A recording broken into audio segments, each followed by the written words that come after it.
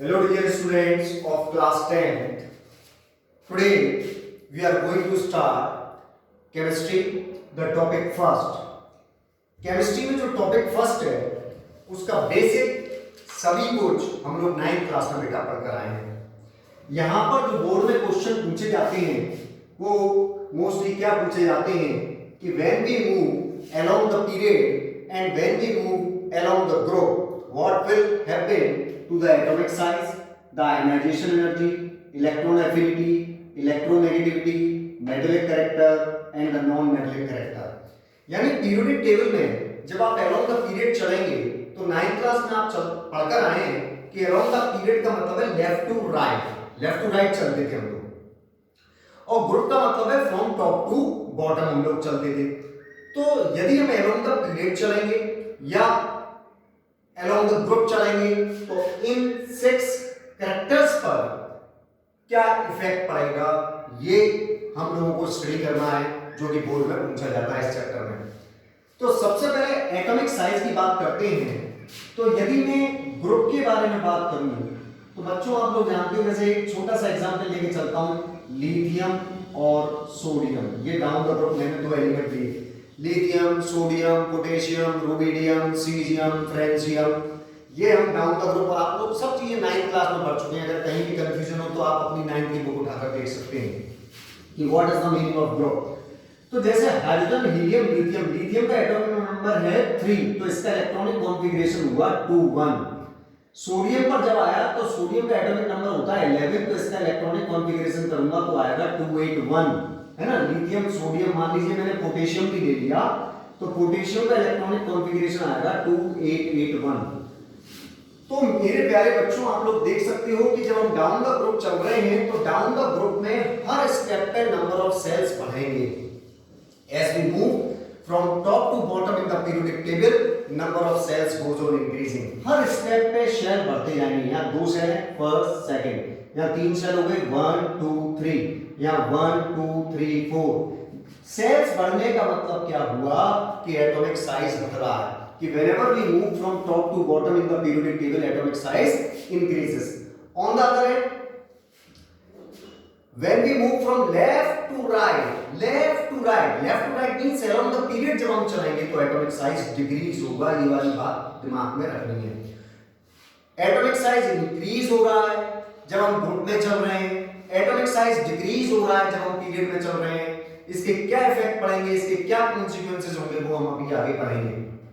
तो आपके दिमाग में क्या रहना चाहिए कि atomic size along the group बढ़ेगा जब along the पीरियड चलेंगे। आपको ये ध्यान रखना है कि पीरियड में हम चलते थे left to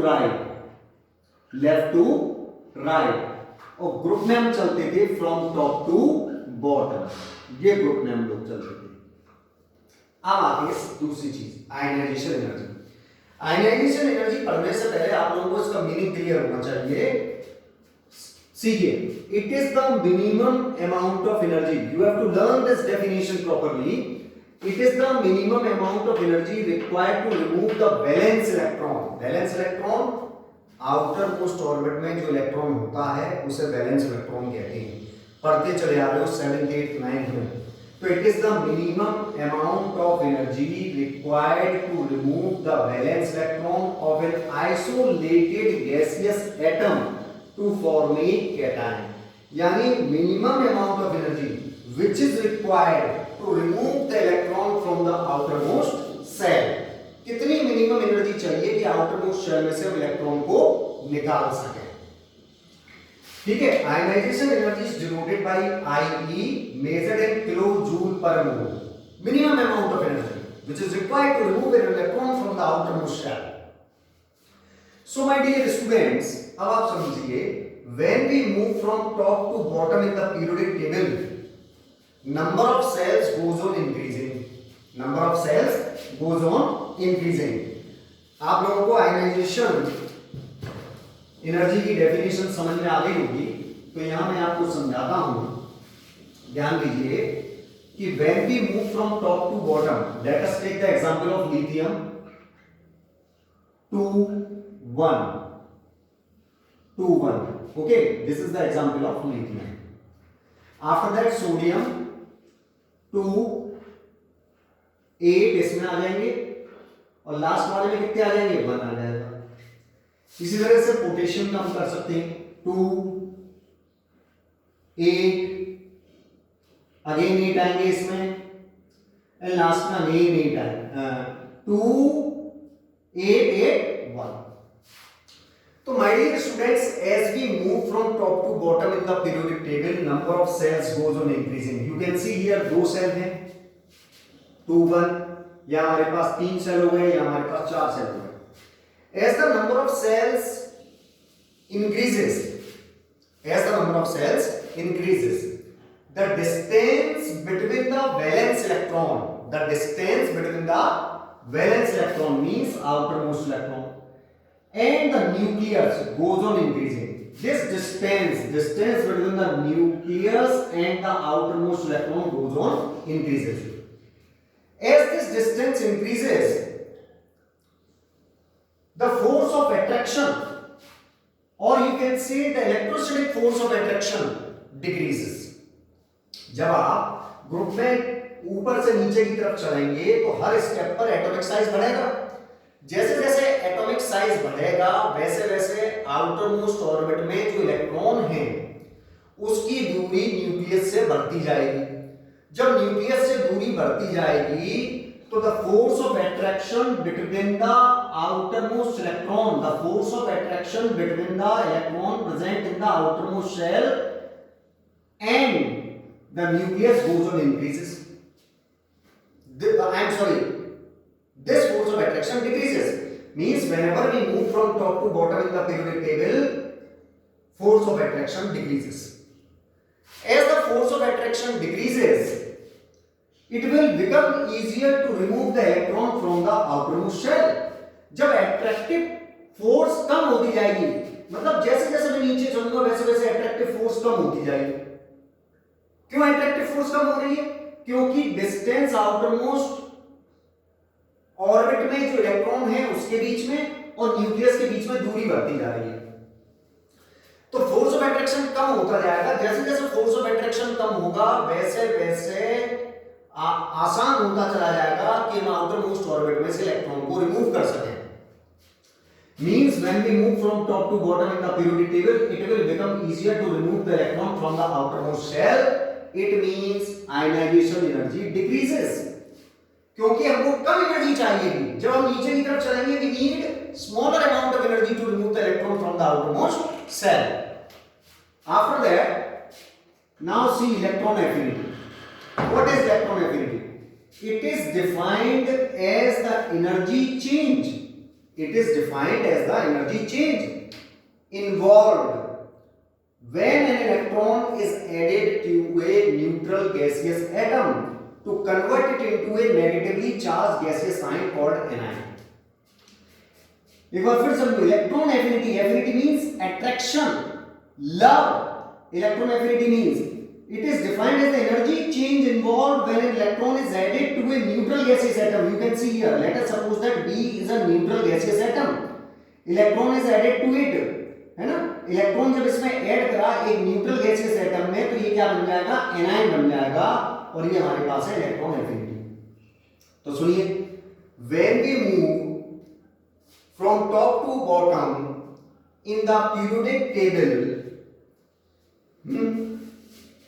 the electrostatic force of attraction between the electron present in the outermost shell and the protons present in the nucleus goes on decreasing. I have already told you in the previous concept कि जब हम ऊपर से नीचे चलेंगे number of cells बढ़ेंगे। Number of sales बढ़ने से आउटर मोस्ट ऑर्बिट में जो इलेक्ट्रॉन है उसकी दूरी न्यूक्लियस से बढ़ती जाएगी। जब ये दूरी बढ़ेगी तो electrostatic force of attraction outer most orbit में जो इलेक्ट्रॉन है उसके बीच में और जो ये न्यूक्लियस में प्रोटॉन्स हैं उनके बीच में इलेक्ट्रोस्टैटिक फोर्स ऑफ अट्रैक्शन घटेगा। तो जब इलेक्ट्रोस्टैटिक फोर्स ऑफ अट्रैक्शन घटेगा तो इलेक्ट्रॉन की एफिनिटी कम होगी, क्योंकि डाउन द ग्रुप चलने पर इलेक्ट्रॉन को आप गेन नहीं कर पाएंगे। क्योंकि इलेक्ट्रॉन के बारे में क्या बता रहा हूं, क्योंकि when we move from top to bottom in the periodic table, electrostatic force of attraction between the electron present in the outermost shell and the proton present in the nucleus goes on decreasing. force of attraction घटेगा नीचे की तरफ जब हम चलेंगे तो force of attraction घटेगा तो इलेक्ट्रॉन एफिनिटी भी कम होगी, यानी डाउन द ग्रुप चलने पर इलेक्ट्रॉन एफिनिटी क्या होगी, डिक्रीज होगी। डाउन द ग्रुप चलने पर आयनाइजेशन एनर्जी क्या होगी, डिक्रीज होगी। लेकिन अगर मैं इन दोनों के बारे में पीरियड में बात करूं, पीरियड में दोनों चीजें इंक्रीज होंगी। कैसे कि जब आप पीरियड में चलते हैं तो जैसे पीरियड में आप लोग चले हाइड्रोजन, हीलियम, मान लीजिए लिथियम, बेरिलियम और बोरोन, ये एग्जांपल दिया, हाइड्रोजन, हीलियम, लिथियम। लिथियम का इलेक्ट्रॉनिक कॉन्फ़िगरेशन 2-1, बेरिलियम 2-2, ठीक है, बोरोन का 2-3 एंड सो ऑन। जब आप अराउंड द पीरियड चलते हैं तो नंबर ऑफ सेल्स उतने ही रहेंगे, लेकिन हर स्टेप पर इलेक्ट्रॉन भरा है। आप देख सकते हैं जब अराउंड द पीरियड आप चल रहे हैं सेल्स कभी नहीं बढ़ेंगे। ग्रुप में सेल्स बढ़ते हैं और ग्रुप में सेल्स तो बढ़ते हैं लेकिन इलेक्ट्रॉन्स आउटर मोस्ट ऑर्बिट में सेम रहते हैं, 281 है यहां। लेकिन जब आप अराउंड द पीरियड चलते हैं तो अराउंड द पीरियड चलते वक्त नंबर ऑफ सेल्स उतने ही रहते हैं, लेकिन हर स्टेप पर इलेक्ट्रॉन बढ़ता है। अगर हर स्टेप पर इलेक्ट्रॉन बढ़ रहा है तो हर स्टेप पर न्यूक्लियस में प्रोटॉन भी बढ़ेगा। इसका मतलब जब आप अराउंड द पीरियड चलते हैं तो हर स्टेप पर electrostatic force of attraction between the electron present in the outermost shell and the protons present in the nucleus increase होगी। इलेक्ट्रोस्टैटिक फोर्स ऑफ अट्रैक्शन आप अराउंड द पीरियड चलेंगे बढ़ेगी, around the group electrostatic force of attraction कम होता है। तो जब electrostatic force of attraction along the period बढ़ेगा तो इलेक्ट्रोस्टैटिक फोर्स ऑफ अट्रैक्शन जब अलोंग द पीरियड बढ़ेगा तो आयनाइजेशन एनर्जी इंक्रीज होगी। Electrostatic force of attraction along the period जब बढ़ेगा तो इलेक्ट्रॉन एफिनिटी भी बढ़ेगी, क्योंकि इलेक्ट्रोस्टैटिक फोर्स ऑफ अट्रैक्शन बढ़ने से इलेक्ट्रॉन के प्रति अट्रैक्शन बढ़ेगा। तो आपको ध्यान देना है मेन जितने भी ये क्वेश्चन है उसमें केवल अगर आपको ये याद है कि जब हम डाउन द ग्रुप चलेंगे हर स्टेप पे नंबर ऑफ सेल्स बढ़ेंगे, हर स्टेप पे नंबर ऑफ सेल्स बढ़ेंगे, नंबर ऑफ सेल्स बढ़ेंगे, इलेक्ट्रोस्टैटिक फोर्स ऑफ अट्रैक्शन कम होगा अलोंग द ग्रुप। जब आप अलोंग द पीरियड चलेंगे, अलोंग द पीरियड चलेंगे number of cells as it is रहेंगे, हर स्टेप पर इलेक्ट्रॉन बढ़ेंगे। हर स्टेप पर अगर इलेक्ट्रॉन बढ़ेंगे तो हर स्टेप पर उसी रेशियो में न्यूक्लियस में प्रोटॉन भी बढ़ेगा, यानी जितना नेगेटिव चार्ज बढ़ रहा है उतना पॉजिटिव चार्ज बढ़ रहा है। इसका मतलब इलेक्ट्रोस्टैटिक फोर्स ऑफ अट्रैक्शन और you can say Coulombic force of attraction बढ़ेगा स्टेप पर जब आप पीरियड में चलेंगे। तो जब इलेक्ट्रोस्टैटिक फोर्स ऑफ अट्रैक्शन बढ़ेगा तो आयनाइजेशन एनर्जी बढ़ेगी। बताया था it is the energy required to remove the electron from the outermost shell. Outermost shell में से इलेक्ट्रॉन को बाहर निकालने के लिए जो एनर्जी चाहिए वो आयनाइजेशन एनर्जी चाहिए। जब आप अलोंग द पीरियड चल रहे हैं तो फोर्स ऑफ अट्रैक्शन बढ़ रहा है, जब फोर्स ऑफ अट्रैक्शन बढ़ रहा है तो इलेक्ट्रॉन को निकालने के लिए ज्यादा एनर्जी चाहिए, इलेक्ट्रॉन को निकालने के लिए ज्यादा एनर्जी चाहिए तो इसका मतलब क्या हुआ, आयनाइजेशन एनर्जी इंक्रीज होगी, इलेक्ट्रॉन एफिनिटी इंक्रीज होगी अलोंग द पीरियड। आप सुनो इलेक्ट्रोनेगेटिविटी क्या होती है? It is defined as the capability of an atom to attract the electrons towards itself. याद करनी है डेफिनेशन भी, it is defined as the capability of an atom, capability of an atom to attract the electron. तो my dear students, electrons को attract करने के लिए जो कैपेबिलिटी होती है that is known as electronegativity. Down the group electronegativity घटेगी, उसका रीजन वही है, बार बार मैं बता रहा हूं, डाउन द ग्रुप जब आप चलेंगे नंबर ऑफ सेल्स बढ़ेंगे, नंबर ऑफ सेल्स बढ़ेंगे तो एटॉमिक साइज बढ़ेगा, एटॉमिक साइज बढ़ेगा तो आउटर मोस्ट ऑर्बिट में इलेक्ट्रॉन जो है और न्यूक्लियस में जो प्रोटॉन है इनके J प्लस J माइनस, तो इलेक्ट्रोस्टैटिक फोर्स ऑफ अट्रैक्शन क्या होगा, डाउन द ग्रुप चलने पे कम होता जाएगा। जब इलेक्ट्रोस्टैटिक फोर्स ऑफ अट्रैक्शन कम होगा तो कैपेबिलिटी जो होगी एक एटम की इलेक्ट्रॉन को अट्रैक्ट करने की वो कम होगी, तो डाउन द ग्रुप इलेक्ट्रोनेगेटिविटी कम होगी। बट अराउंड द पीरियड इसका उल्टा होगा, इलेक्ट्रोनेगेटिविटी इंक्रीज होगी। क्योंकि जब आप along the period चलते हैं, बार बार वही वाली बात बता रहा हूं कि when we move from left to right in the periodic table, number of cells remain same, but at each step electrons goes on increasing. As electrons increases in the same ratio, proton also increases in the nucleus. Means when we move from left to right in the periodic table, electrostatic force of attraction increases. When this electrostatic force of attraction increases, the capability of an atom to attract the electrons goes on increasing. Means along the period electronegativity increases. Okay. Now my dear students, metallic character. What is metal? Metal क्या होता है? जो electron को donate करे। तो electron donate कहां ज्यादा होंगे? देखिए, down the group metallic character बढ़ता है। क्यों? क्योंकि जब आप डाउन द ग्रुप चलेंगे तो नंबर ऑफ सेल्स बढ़ रहे हैं, नंबर ऑफ सेल्स बढ़ रहे हैं, तो जब नंबर ऑफ सेल्स बढ़ रहे हैं तो एटॉमिक साइज बढ़ रहा है, एटॉमिक साइज बढ़ रहा है तो इलेक्ट्रोस्टैटिक फोर्स ऑफ अट्रैक्शन कम हो रहा है। इलेक्ट्रोस्टैटिक फोर्स ऑफ अट्रैक्शन कम होने की वजह से it will become easier to remove the electron from the outermost cell. So the metallic character increases when we move from top to bottom in the periodic table. एक बात और, जितना बढ़िया मेटल होगा उतना बढ़िया बेसिक ऑक्साइड होगा। अपने दिमाग में रखना ये वाली बात। डिटेल में बेसिक ऑक्साइड के बारे में हम चैप्टर 3 में पढ़ेंगे। अभी आपको क्या ध्यान रखना है, जितना बढ़िया मेटेलिक कैरेक्टर होगा उतना बढ़िया बेसिक ऑक्साइड होगा। यानी डाउन द ग्रुप चलने पर बेसिक ऑक्साइड भी बढ़ेगा। नॉन मेटेलिक कैरेक्टर, अच्छा, लेकिन अगर मैं पीरियड की बात करता हूं मेटेलिक कैरेक्टर में कि when we move from left to right in the periodic table, we have already discussed electrostatic force of attraction increases. As the electrostatic force of attraction increases, it will become difficult to remove the electron from the outermost shell. When it becomes difficult to remove the electron from the outermost shell, metallic character decreases along the period. Okay. Now the non-metallic character. Down the group, non-metallic character क्या होगा? Decrease होगा, क्योंकि down the group metallic character बढ़ता है, down the group non-metallic character decrease होगा। जितना non-metallic character होगा उतना ज्यादा एसिडिक ऑक्साइड होगा। ये वाली बात आपको ध्यान रखनी है। अब non-metallic character के बारे में अगर हम along the period पढ़ें कि when we move from left to right in the periodic table, number of cells remain same, but at each step electrons goes on increasing. As the electron increases in the outermost shell, in the same ratio, proton also increases in the nucleus. Means positive and the negative charge increases simultaneously. Means when we move along the period, electrostatic force of attraction increases.